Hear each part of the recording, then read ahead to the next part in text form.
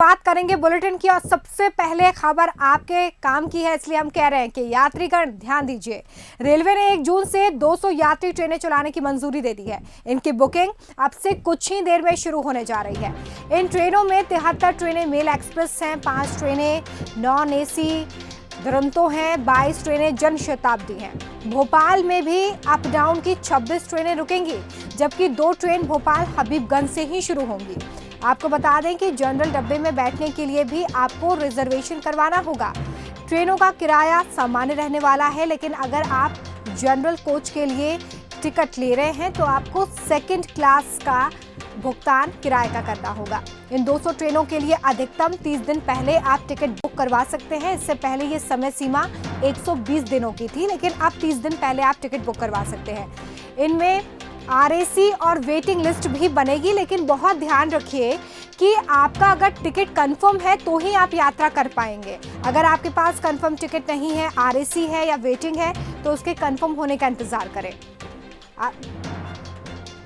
अब ट्रेन चल रही है तो कहां कहां ये ट्रेनें जाएंगी ये आपको बता देते हैं। कुशीनगर एक्सप्रेस गोरखपुर से एलटीटी मुंबई तक जाएगी। कमायनी एक्सप्रेस वाराणसी से एलटीटी मुंबई तक जाएगी। तो वहीं भोपाल एक्सप्रेस हबीबगंज से निजामुद्दीन तक जाएगी। Pushpak express Mangala Lakshadweep, Sachkhand express Gorakhpur LTT superfast, Goa express Jan Shatabdi express, साथ ही तेलंगाना एक्सप्रेस और दुरंतो सिकंदराबाद से निजामुद्दीन तक जाएगी। संपर्क क्रांति भी चलेगी, जो कि आपको निजामुद्दीन से यशवंतपुर तक लेकर जाएगी।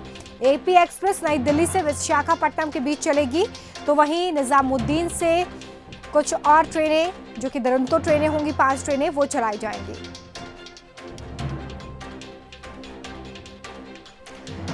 सीधे हम रुक करेंगे, संवाददाता वासु चौरे हमारे साथ लाइव जुड़ चुके हैं।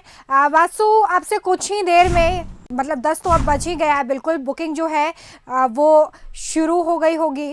और सबसे महत्वपूर्ण बात यह है कि यात्रीगणों को कहीं जाने की ज़रूरत नहीं है। वो अपने घर बैठे मोबाइल ऐप का इस्तेमाल कर सकते हैं या वेबसाइट पर जाकर वो इन टिकट को बुक कर सकते हैं। मैं ये चाहूँगी कि आप ज़रा हमारे दर्शकों को ये भी बताएं कि कौन सी वो वेबसाइट होगी, कैसे वो टिकट बुक कर सकते हैं, ताकि उन्हें किसी तरह की कोई परेशानी ना आए।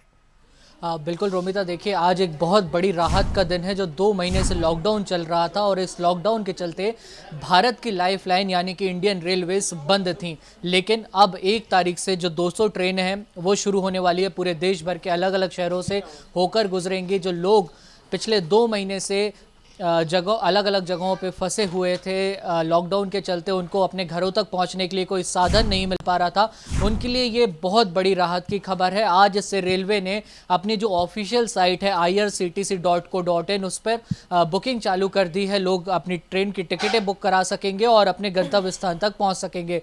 हालांकि जो सामान्य रेलवे था, यानी कि जो लॉकडाउन के पहले जिस तरीके से ट्रेनें चला करती थी, काउंटर से टिकट मिल जाती थी, ये उस तरीके का नहीं होगा। आप सीधे अपने घर से जाते थे, स्टेशन पहुंचते थे, वहां पे टिकट लेते थे और ट्रेन में बैठ जाते थे।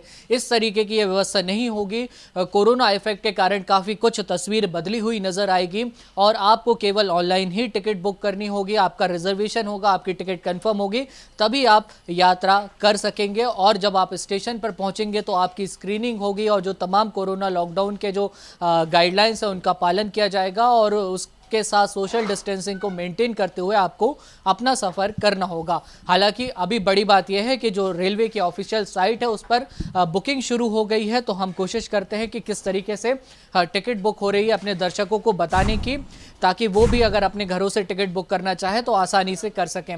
ये हमने IRCTC की साइट खोली हुई है, आपको दिखाना चाहूँगा स्क्रीन पर। हालांकि अभी जो IRCTC की साइट है वो पूरी तरीके से खुल नहीं रही है। ये बफरिंग जो है IRCTC की साइट पर नज़र आ रही है, तो कहीं ना कहीं हो सकता है कि सर्वर की थोड़ी सी दिक्कत हो, चूँकि पिछले करीब 2 महीने से जो बुकिंग है वो बंद थी और अब जब आज से साइट शुरू हुई है, अभी हम घड़ी में समय देख रहे हैं 10:03 हो रहा है, 10 बजे से बुकिंग शुरू होने का टाइम था, तो ये माना जा रहा है कि एकदम से जो सर्वर है उस पर लोड बढ़ गया होगा होगा, काफ़ी लोग ट्रेन की जो टिकट है वो बुक करने की कोशिश कर रहे होंगे। तो फिलहाल अभी जो साइट है वो खुलती हुई नज़र नहीं आ रही है। भोपाल की अगर विशेष तौर पे बात करें तो यहाँ से जो 26 ट्रेनें हैं वो भोपाल में रुकेंगी। 2 ट्रेन जो हैं वो हबीबगंज से शुरू होंगी।